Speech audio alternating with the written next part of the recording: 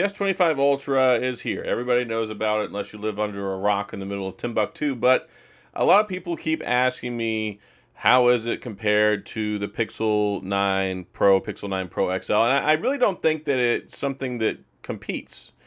I think the people that want a Pixel phone are going to have a Pixel phone. I don't see anyone trading in a Pixel 9 Pro, Pro XL for an S25 Ultra. And I don't see tons of people missing out on an S25 Ultra go to Pixel. But as far as performance, the phones are both excellent. They're both flagship level phones. But here's the same argument people keep going in the circles over. They're going to talk about the processor. The Snapdragon 8 Elite processor, on paper, benchmarks, all that stuff, yes, it way outperforms the Tensor G4. The Tensor G4 is not designed to be a 4 gigahertz processor. It's not aiming and going after Antutu scores and benchmarks and all that crazy stuff.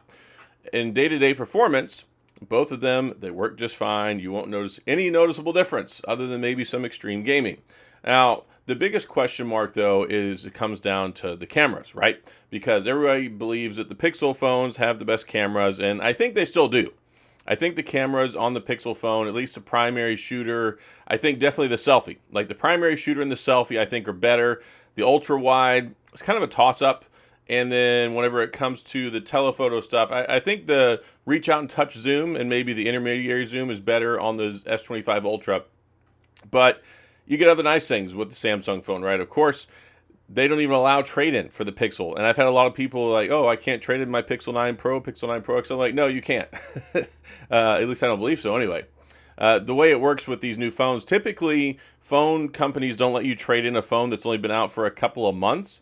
Now, you can trade in the Z Fold 6, which was surprising to me because I guess, I don't know, the Z Fold 6 really did not sell well at all. So I guess they want to try and convert as many people back to the Ultra as possible. But yeah, the Pixel phone, I don't think you can trade it in.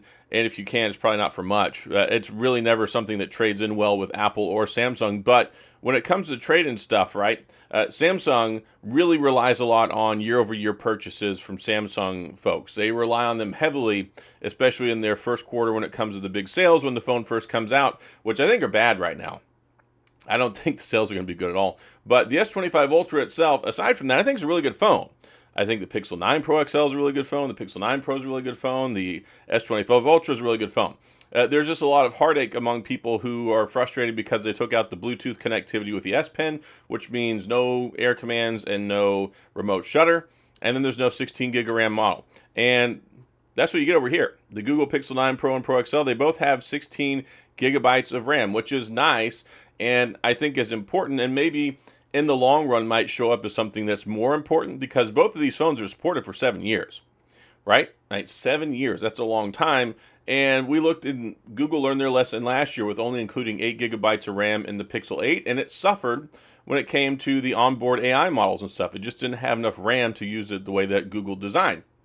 So Google went ahead and said, hey, we're going to put 16 in our Pro and our Pro Max, or Pro and Pro XL, and Samsung said we're going to limit it to 12. So I don't know how forward thinking that is because I think by 7 years we might find ourselves in a position where you might need 16 gigabytes of RAM if we're going to continue down this AI path. The AI stuff is cool. And most of the AI stuff that Samsung has is a byproduct of Google and a partnership that they have together. And Samsung just renames stuff or they take it up another notch. Like the interpreter function is better than Live Translate. I will argue that any day of the week. And then there's the other stuff like the sketch to image and a couple of like the generative edit and stuff like that. I mean, yes, Samsung and Google both have their own, but it's based on the same technology, at least as far as I know. So they're very hand in hand in the AI department, but Samsung, Google seems to be content with letting them lead out in front with some of these features. Now, we also noticed there was a delay in getting Android 15. The Google Pixel phone launched with Android 15. It came out, didn't it? Or it came out right after it anyway. So yeah, Android 15 came out shortly thereafter, but they didn't have to wait 4 months. And this was way back in August, September timeframe, and the S25 Ultra, well, it just now came out at the end of January. Technically, it's not going to be here till February the 7th, and Samsung happened to send out a bunch of their phones early. I got mine. I have my Samsung review unit, but I have the one that I bought on my own, and it showed up 2 days ago on the 30th. And the phone doesn't come out until the 7th. So technically, February, which is really, really late for getting Android, especially for Samsung. So it seems like maybe they're charting a different course for themselves this year. Maybe they're like, look, our phones are basically tapped out. We're just going to try and give you the best AI experience possible and everything else. And of course, Samsung, they did rework the computational photography stuff. They did rework their photo algorithm, working with Snapdragon. The photos do look better. I think probably still they look a little bit better with the Pixel, but here's the thing. They both take really good photos. And that's something that's really nice. When you take a look at flagship phones in the year 2025, they take really good photos. The Pixel, it has faster shutter speed. The S25 Ultra has better zoom. So it's like, okay, which one do you want, right? But I mean, of course, the shutter speed is nice. It's better for kids, small kids especially. It's better for animals and stuff like that. There is still some shutter lag with the S25 Ultra. Now, in most cases, it doesn't matter. But if you're trying to take a picture up close of a small child that is very animated and doesn't sit still, or you know how dogs are kind of fidgety, you call them, they turn their head, and then they turn back to whatever they're doing, you might run into some instances there. But then also you take a look at the hardware. Okay, a lot of people are not super crazy about the Tensor 4. Just over 3 gigahertz processor. I think that is pretty good. Definitely stepped up in the modem and the heat department, the battery life and stuff like that. It's gotten better. But I think most people think that a Snapdragon 8 Elite processor is probably significantly better, and in many ways it is, especially in raw horsepower, even though it might throttle more quickly than some of its counterparts. But for most things, it's going to be fantastic, and it's 40% better for AI, it's 40% better for power efficiency, 40% better for hardware-based ray tracing. Like if you want a gaming phone, and not necessarily gaming, but if you want a high-level phone, if you want a high-level flagship phone that can do some serious gaming, you're probably going to want to go with the S25 Ultra over the Pixel, just because that's not its forte. Can you play them? Yes. Is it going to be at 100%? Maybe it's at 90%. But still, most people tend to go towards the Samsung. They tend to go towards Snapdragon in that regard. I mean, build quality, I think, on both is exceptional. But I think Samsung could definitely learn a lesson from the Pixel, because the Pixel reinvented itself. Again, like they completely changed things up.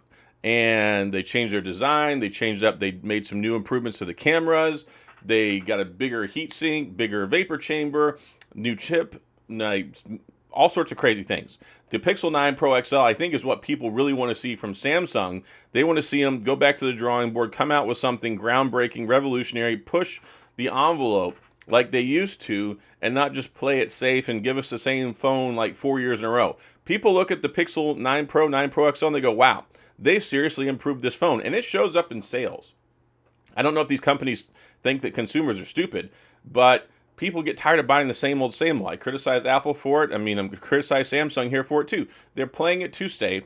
They're trying to save money by keeping the same form factor and changing it minutely year over year so they can keep reusing the same stuff. Like when they go to manufacture the phone, they don't have to change and reinvent the wheel. That costs money. That increased their back-end costs for development and design and production of the phone. So they also like to play it safe. Still only 5,000 milliamp battery. Now, both of them have 5,000 milliamp battery.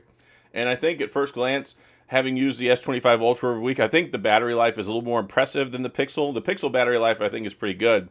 And I haven't really run into any heat issues with either one of the phones. So that's pretty happy too. But overall, I just think that more people, like, you can compare them and you can say, okay, this one versus that one, but each one has enough of its individual own merit and characteristics, and people that like Google tend to not like Samsung.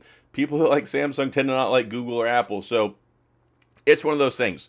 But what you do get is, I think, when you look at the frustration of a lot of Apple guys, is they're tired of the same old, and looking for something else. And you see some Apple people coming over to Pixel, you see a few coming over to Samsung. They do offer something else that Apple doesn't, and I do like Android much better than I like iOS. And also, I love One UI 7. I like stock Android with the Pixel, but One UI 7 is really nice, and I've really, really enjoyed it. So I will say that it is a little later. It's better now than never, but I think they did a good job. It's polished, it's refined, it's smooth. They did a good job. So at the end of the day, they're both really good phones.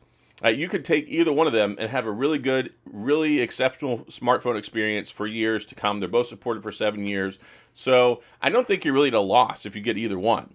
Now, would I trade in my Pixel 9 Pro XL for an S25 Ultra? Absolutely not. Like, I'm not paying $1,100 for a phone and 5 months later trading it in for another one, or selling this one and then getting another one.